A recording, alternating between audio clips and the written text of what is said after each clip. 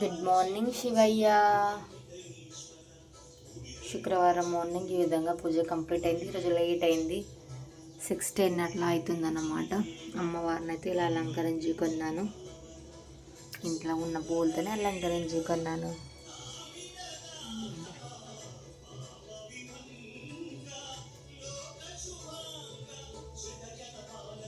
ఈ విధంగా అమ్మవారిని అందరి విగ్రహాలని ఇలా అలంకరించుకున్నాను. స్వామి అమ్మవార్లు కూడా ఇలా అలంకరించుకున్నాను. శివయ్యని చూడండి.